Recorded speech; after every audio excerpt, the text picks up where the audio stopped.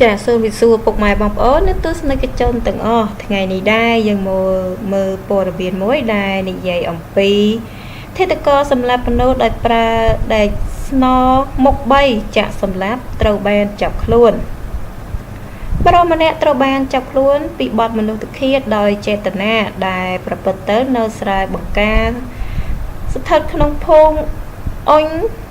ឃុំរៀមស្រុកព្រៃនប់ខេត្តព្រះសីហនុកាលពីកណ្ដាលអាធ្រាត្រនៅថ្ងៃទី23ខែឧសភាឆ្នាំ2019កន្លងមកលោកប៉ូលីសបានចាប់ខ្លួនហើយនៅថ្ងៃទី25ខែឧសភាឆ្នាំ2019នេះឯងយោងតាមរបាយការណ៍ពីនគរបាលបានឲ្យដឹងថានៅវេលាម៉ោង 12:30 នាទីអាធ្រាត្រនៅថ្ងៃទី23ខែឧសភាឆ្នាំ2019នៅចំណុចស្រែបង្ការមានករណីមនុស្សឃាតដោយចេតនាមួយបានកើតឡើងបង្កឲ្យជនសង្ស័យម្នាក់ឈ្មោះប៉ាសុផាតភេទប្រុសអាយុ34ឆ្នាំមុខរបរឆ្លោះក្តាមថ្មមានទីលំនៅភូមិកគីឃុំបាត់ត្រាំងស្រុកព្រៃនប់ខេត្តព្រះសីហនុបានប្រើស្នូមុខ3ចាក់ទៅលើជនរងគ្រោះដែលមានឈ្មោះថាយឿនអឹមភេទប្រុសអាយុ38ឆ្នាំមុខរបរធ្វើស្រែបង្ការមានទីលំនៅដោយកន្លែងកើតហេតុបណ្ដាលឲ្យជនរងគ្រោះហ្នឹងគឺស្លាប់នៅនឹងកន្លែងតែម្ដងហើយមូលហេតុគឺចាដោយសារតែមានទំនាស់ពាក្យសម្ដីជាមួយគ្នាតែម្ដងហើយបច្ចុប្បន្នសមត្ថកិច្ចបានខកខ្លួនជនសង្ស័យនិងកសាងសំណុំរឿងបញ្ជូនទៅផ្ដន្ទាទោសទៅតាមច្បាប់តែម្ដងចានេះគឺជាធិដ្ឋកម្មមួយដែលបានសម្លាប់នៅខេត្តព្រះសីហនុតែម្ដងចាសូមបងប្អូនជួយចុចប៊ូតុង like និង subscribe ដើម្បីទទួលបានវីដេអូថ្មីៗអំពីចាសុខភាពនិងសម្រស់និងព័ត៌មានថ្មីៗបន្តទៀតឥឡូវគឺព័ត៌មានទី1របស់យើងគឺបានបញ្ចប់ត្រឹមនេះគឺយើងចាប់ដើមចូលនៅព័ត៌មានទី2ចាដែលមានចំណងជើងថាសង្ឃឹមថារដូវវស្សានេះភ្នំពេញកាត់បន្ថយការលិចលង់តែម្ដងចាគិតមកដល់ពេលនេះនៅរាជធានីភ្នំពេញគឺមានស្ថានីយបូមទឹកទាំងថ្មីទាំងចាស់ចំនួន14កន្លែងហើយដើម្បីប្រតិបត្តិការបូមទឹកចេញខណៈពេលដែលមានភ្លៀងធ្លាក់កំហឹងម្ដងដែលធ្វើឲ្យរាជធានីភ្នំពេញហ្នឹងគឺកាត់បន្ថយការលិចលង់ដោយទឹកជំនន់ទឹកភ្លៀងមិនយូរដូចបណ្ដាលរាល់ឆ្នាំនោះឡើយ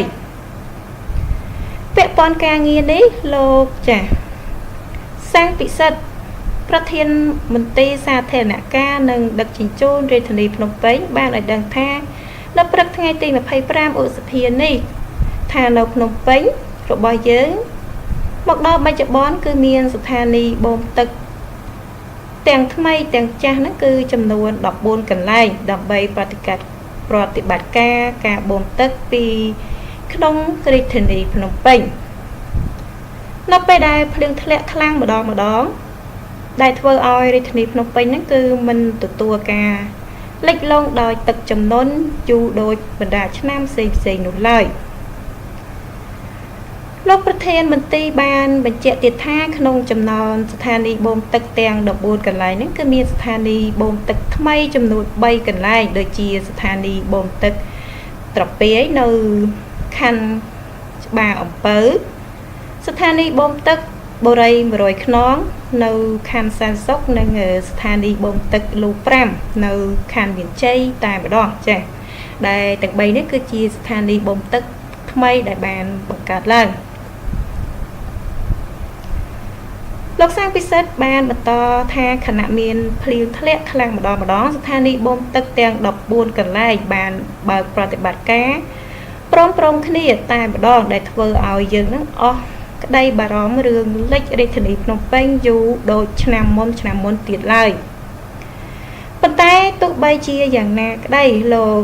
សាំងពិសិដ្ឋហ្នឹងគឺបានសំណូមពរនិងអំពាវនាវដល់បងប្អូនប្រជាពលរដ្ឋនៅរាជធានីភ្នំពេញទាំងអស់ត្រូវទុកដាក់សម្រាមឲ្យបានត្រឹមត្រូវជៀសវាងឲ្យ បានការជារួមគឺកុំឲ្យវាហ្នឹងមានបាត់បង់សម្រាមចូលទៅក្នុងលូស្អុយប្រឡាយនឹងធ្វើឲ្យមានការស្ទះលូផងដែរហើយនេះហើយចាគឺលោកប្រធានមន្ត្រីហ្នឹងគឺគាត់បានសំណពរឲ្យប្រជាពលរដ្ឋហ្នឹងគឺសូមមេត្តាកុំបោះសម្រាមផ្ដេសនៅពេលដែលចាប់ផ្ដើមចូលនៅរដូវវស្សា